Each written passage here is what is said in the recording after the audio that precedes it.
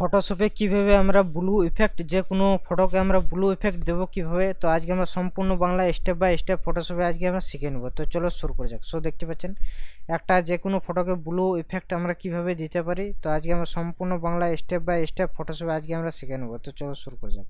তো ভিডিওটি শুরু করার আগে অবশ্যই ভিডিওটি যদি ভালো লাগে থাকে একটা লাইক করবেন, শেয়ার করবেন আর সাবস্ক্রাইব অবশ্যই করবেন অনাথ প্রিমিয়াম ইউটিউব চ্যানেলটি।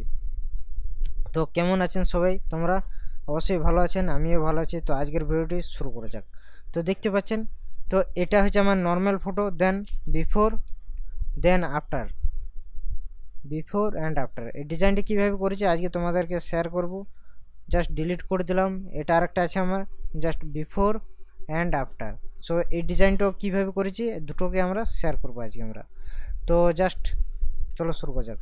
জাস্ট এই নর্মাল একটা ব্যাকগ্রাউন্ড আছে আমার, নর্মাল একটা ফটো আছে। সো দেখতে পাচ্ছেন, তো এই ফটোটা কী করবো, জাস্ট একটা আমি কপি করে নিলাম ফটোটার উপর। সো জাস্ট আমি ব্যাকগ্রাউন্ডটা জাস্ট আমি বন্ধ করে দিলাম। অরিজিনাল যে ব্যাকগ্রাউন্ড আছে, লকের বাটনটা আছে, সেটা আমি বন্ধ করে দিলাম। এখান থেকে আমি কী করবো, জাস্ট নর্মাল ব্যাকগ্রাউন্ডটা আমার সিলেক্ট করা আছে। ইমেজ অপশানে যাবো, ইমেজ দিকে জাস্ট অ্যাডজাস্টমেন্ট অপশানে যাবো। এখান থেকে জাস্ট আমি চ্যানেল মিক্সার বলে একটা অপশান আছে, এখানে ক্লিক করব। ক্লিক করার পর এখান যদি তোমাদের রেড থেকে এখানে কি করবো আমরা ব্লু করে দেবো। ব্লু করার পর এখানে যে ব্লু 100% আছে, আমরা এটা 0% করে দেবো। এখানে আমরা কি করবো, এখানে 150 করবো। আর এখানে কি করবো, -50 করে দেবো, -50। ডান, ওকে।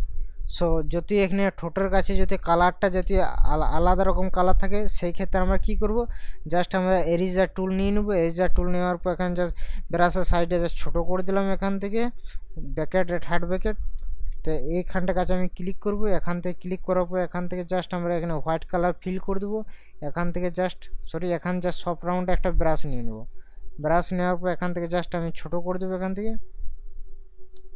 তো জাস্ট এখান থেকে ব্রাশ টুলটা ছোটো করে দেবো। এখান থেকে জাস্ট আমরা এখান থেকে কী করবো, এখান থেকে জাস্ট ব্ল্যাক করে দেবো। ব্ল্যাক করার পর এখান থেকে আমরা কী করবো, এখান থেকে যদি এরকম না হয় তো আমরা কি করব, এখান থেকে জাস্ট আমরা কি করব, এটার উপর জাস্ট আমরা মার্কস বাটনের উপর ক্লিক করব। এখান থেকে জাস্ট এটা কিন্তু মুছে যাবে। এখান থেকে যা এরেজার টুল নিয়ে নেবো। এরেজার টুল নেওয়ার পর এখান থেকে আমরা কিন্তু যদি সাদা থাকে এখানে ব্ল্যাক করব।